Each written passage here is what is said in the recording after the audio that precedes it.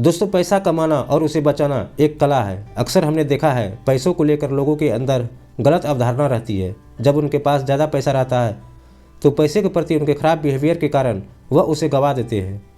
जैसे कि अमीर होने का शो ऑफ करना, फालतू में गैर जिम्मेदाराना तरीके से पैसे खर्च करना, और इसका नतीजा यह निकलता है कि एक दिन ऐसे लोग बैंकरप्ट यानी कंगाल हो जाते हैं। इसका मुख्य रीज़न यह है कि ऐसे लोग पैसे की वैल्यू को नहीं समझते और वह अपने पैसे को खो देते हैं। वैसे तो अमीर बनने के अनेक रास्ते हैं, लेकिन अपनी अमीरी को बरकरार रखने के लिए एक ही उपाय है कि हमें पैसे की वैल्यू को समझना चाहिए।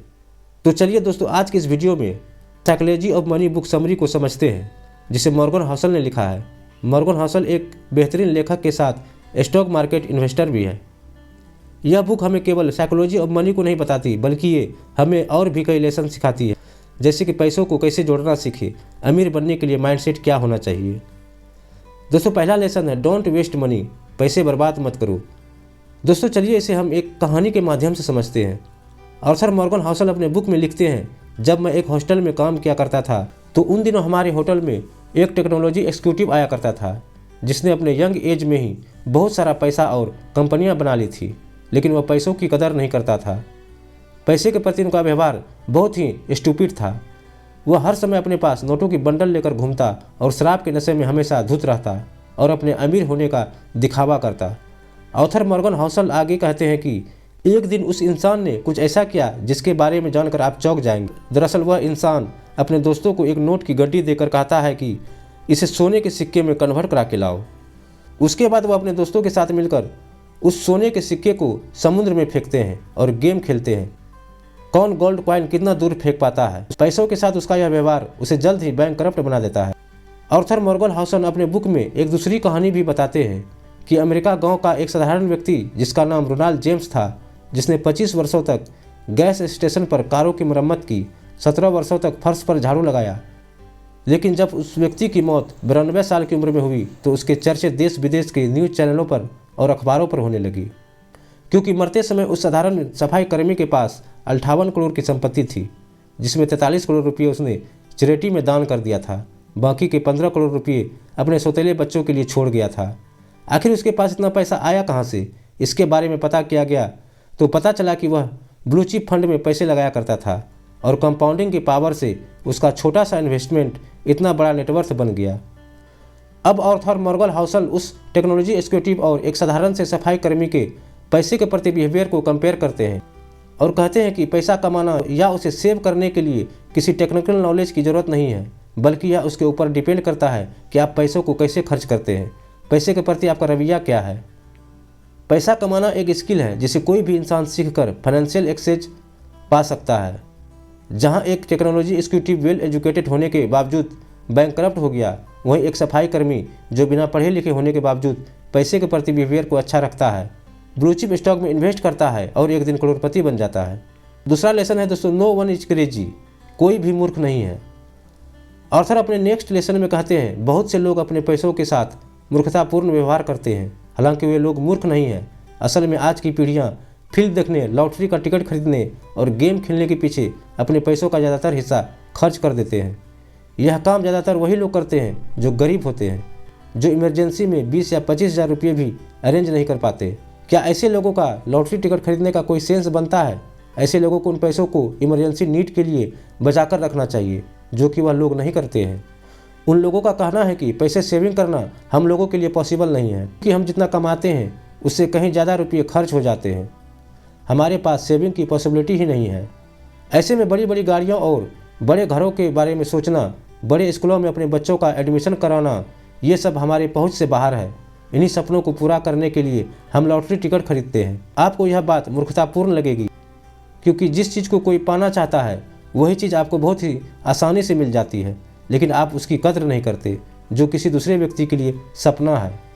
ऑर्थर मॉर्गन हसल इस कहानी के जरिए लोगों को यह संदेश देना चाहते हैं कि चाहे वह व्यक्ति गरीब हो या मिडिल क्लास से बिलोंग करता हो या बहुत अमीर हो, वह अपने फाइनेंशियल रिलेटेड फैसले एक्सेल सीट का एनालिसिस करके नहीं लेता, बल्कि वह अपने फैसले परिस्थितियों और भावनाओं से प्रभावित होकर लेता है। ऐसा हो सकता है जो फैसले मैं लूँ वह आपको मूर्खतापूर्ण लगे, या यह भी हो सकता है जो फैसले आप ले वह मुझे मूर्खतापूर्ण लगे, लेकिन हमारी फाइनेंशियल एक्सेस या ग्रोथ इस बात पर डिपेंड करती है कि हम परिस्थितियों और भावनाओं के ऊपर नियंत्रण रखते हुए अपने पैसे को किस तरह मैनेज या सदुपयोग करते हैं। दोस्तों, तीसरा लेसन है लक एंड रिस्क, भाग्य और जोखिम। भाग्य और जोखिम के बारे में ऑर्थर मॉर्गन हाउसल का कहना है कि भाग्य और जोखिम भाई भाई है। ये दोनों वास्तविकता के प्रमाण हैं। जीवन में हर नतीजा व्यक्तिगत प्रयासों और भाग्य पर भी निर्भर करता है, जिससे जोखिम भी जुड़ा होता है। इसे हम एक कहानी के माध्यम से समझते हैं, जिसका वर्णन मॉर्गन हाउसल ने अपनी बुक में किया है। वह लिखते हैं कि 1968 में जब बिल गेट्स एक स्कूल में पढ़ने जाते थे, उस समय पूरे वर्ल्ड में 30 करोड़ उनके जैसे स्टूडेंट हाई स्कूल में पढ़ा करते थे। वह जिस लेक साइड स्कूल में पढ़ा करते थे वे फाइनेंशियली मजबूत था। उनके पास बच्चों को सिखाने के लिए कंप्यूटर भी था। बिल गेट्स उस दौर में लकी स्टूडेंट थे जिन्हें कंप्यूटर सीखने का मौका मिला। ऑन रिकॉर्ड बिल गेट्स ने एक इवेंट में यह बात कही भी थी, अगर लेक साइड स्कूल नहीं होता तो शायद मेरी कंपनी माइक्रोसॉफ्ट भी नहीं होती। इस प्रकार से बिल गेट्स के सक्सेस होने के पीछे बहुत सारे फैक्टर थे, लेकिन उसी में से एक लक था। बिल गेट्स अपने स्कूली दोस्त केंट इवेंट के बारे में कहते हैं कि अगर केंट ने मेरे साथ ही स्कूल छोड़ दिया होता तो आज वह मेरे कंपनी माइक्रोसॉफ्ट के फाउंडर होते, लेकिन उन्होंने अपनी पढ़ाई जारी रखी और माउंटेन क्लाइंबिंग के दौरान उनकी मौत हो गई। उन्होंने उस जोखिम का सामना किया जो लाखों में से कोई एक व्यक्ति करता है, क्योंकि माउंटेन क्लाइंबिंग करने लाखों लोग जाते हैं लेकिन उसमें से मरता कोई एक ही है। इस प्रकार से लेखक मॉर्गन हाउसल भाग्य और जोखिम को समझाते हैं, जिसका मतलब यह हुआ कि बिल गेट्स की सफलता के पीछे उसके भाग्य का हाथ है। हालांकि सफलता मिलने के पीछे भाग्य के अलावा और भी कई फैक्टर होते हैं, जैसे कि इफोर्ट्स, हार्ड वर्किंग, डिसीजन, सही मार्गदर्शन पर काम करना इत्यादि। चौथा लेसन है दोस्तों नेवर इनफ, कभी भी पर्याप्त नहीं है। दोस्तों, साइकोलॉजी ऑफ मनी के बारे में समझाने के लिए लेखक कोलकाता में जन्मे रजत गुप्ता का उदाहरण देते हुए कहते हैं कि रजत अनाथ होने के बावजूद 40 साल की उम्र में प्रेस्टिजियस कंसल्टिंग फिर्म एमसिकने के सीईओ बने।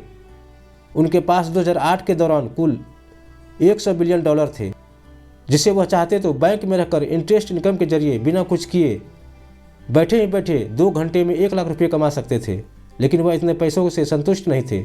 वह करोड़पति से अरबपति बनना चाहते थे। उस वक्त वह गोल्डमैन सैच्स इन्वेस्टमेंट बैंकिंग कंपनी के डायरेक्टर थे। उनके पास इतना पैसा रहने के बावजूद वह लालच में आ गए और ऐसा काम कर दिया जिससे वर्षों का बनाया गया रेपुटेशन मिट्टी में मिल गई। वह बोर्ड मीटिंग में मिले सीक्रेट जानकारियों को फाइनेंशियल प्रॉफिट के लिए बेच दिया करते थे। इनसाइडर ट्रेडिंग के गुनाह में उन्हें दोषी करार देकर जेल में डाल दिया गया। रजत गुप्ता के एग्जाम्पल से लेखक समझाना चाहते हैं कि ऐसे बहुत लोग हैं जो अपनी फाइनेंशियल गोल को अचीव कर लेने के बाद भी दूसरा फाइनेंशियल गोल अचीव करना चाहते हैं। ऐसे लोग रुकते ही नहीं हैं। एक फाइनेंशियल गोल पूरा होने के बाद दूसरे गोल को पूरा करने के लिए लालच में लग जाते हैं। लेकिन ऐसा न करके पैसे से ज़्यादा अपने परिवार एवं सुख शांति को महत्व दें, क्योंकि ज़्यादा पैसा के लालच आपके दिमाग की शांति को भंग कर सकता है। इन सभी के अलावा दूसरे व्यक्ति के फाइनेंशियल ग्रोथ से अपनी ग्रोथ की तुलना कभी ना करें। जैसे कि मेरे दोस्त के पास रेंज रोवर है, ऑडी है, तो मेरे पास भी होना चाहिए। ऐसी सोच को अपने दिमाग से निकाल देना ही ठीक है। पांचवा दोस्तों मनी कंपाउंडिंग। दोस्तों, the psychology of money compounding के विषय में लेखक का कहना है कि वॉरेन बफेट जब बच्चे थे तभी से स्टॉक मार्केट में इन्वेस्ट करते थे। आज के समय उनकी नेटवर्थ 86.5 बिलियन डॉलर है। इनमें से उन्होंने 81.5 बिलियन डॉलर रिटायरमेंट यानी कि 60 वर्ष की उम्र में इकट्ठा की है। इसमें कोई संदेह नहीं है, आज के समय में वॉरेन बफेट अद्भुत इन्वेस्टर हैं। लेकिन उनके जीवन से यह सीखने को मिलता है कि पैसा बनाने के लिए कंसिस्टेंटली इन्वेस्ट करते रहना चाहिए। यहाँ एक नॉर्मल इंसान 20 वर्ष की आयु में पढ़ाई करता है, वहीं वॉरेन बफेट उस समय 9.3 मिलियन डॉलर के मालिक थे। इस उदाहरण को देखकर यह कहा जा सकता है कि वॉरेन बफेट की कामयाबी का सबसे बड़ा रीजन छोटी उम्र से ही इन्वेस्टमेंट करना, जिसे उन्होंने रिटायरमेंट की उम्र तक कंटिन्यू चालू रखा। छठा है दोस्तों अमीर बनना वर्सेस गरीब बने रहना, getting rich versus staying rich. दोस्तों, ऑथर मॉर्गन हाउसल अमीर बनना या कंटिन्यू अमीर बने रहना के विषय में उनका कहना है कि अमीर बनना बहुत आसान है, लेकिन हमेशा अमीर बने रहना इतना आसान नहीं है, क्योंकि ज़्यादातर लोग बिजनेस स्टार्ट के बाद कुछ दिनों में फेल हो जाते हैं। ऐसे बहुत सारे सेलिब्रिटीज़ हैं जिन्होंने फाइनेंशियल ग्रोथ किया, लेकिन समय बीतने के बाद ही ब्रोक हो गए। वह अपनी अमीरियत बरकरार नहीं रख सके। इसलिए अपने career, business field, stock market, investing के क्षेत्र में सक्सेस पाने के लिए सबसे ज़्यादा ज़रूरी यह है कि हम लंबे समय तक सर्वाइव कर सकें। इसे आप समझने के लिए वॉरेन बफेट का उदाहरण ले सकते हैं। हम ऐसा इसलिए कह रहे हैं, वॉरेन बफेट के साथ ऐसे बहुत सारे इन्वेस्टर थे जिन्होंने स्टॉक मार्केट में इन्वेस्ट किया, लेकिन वॉरेन बफेट की तरह कामयाबी हासिल नहीं कर सके। इसका मुख्य कारण यही रहा कि वह लंबे समय तक स्टॉक मार्केट में सर्वाइव नहीं कर सके, जिसकी वजह से वह लोग फेल हो गए। दोस्तों, द साइकोलॉजी ऑफ मनी से हमें सीखने को मिलता है कि अमीर बनने के अनेक रास्ते हैं, लेकिन कंटिन्यू अमीर बने रहने का एक ही तरीका है, पैसे की इज्जत करना, उन्हें सही जगह पर इस्तेमाल करना। आपके पास जो भी है उसी में खुश रहना सीखें। तो दोस्तों, ये थी आर्थर मर्गल हाउसल द्वारा लिखी गई the psychology of money book summary. मुझे उम्मीद है कि ये कंप्लीट वीडियो आपको पसंद आया होगा। वीडियो पसंद आया तो वीडियो को ज़्यादा से ज़्यादा शेयर करें, वीडियो को लाइक करें, साथ ही हमारे चैनल को सब्सक्राइब जरूर करें। फिर मिलते हैं एक नई वीडियो के साथ।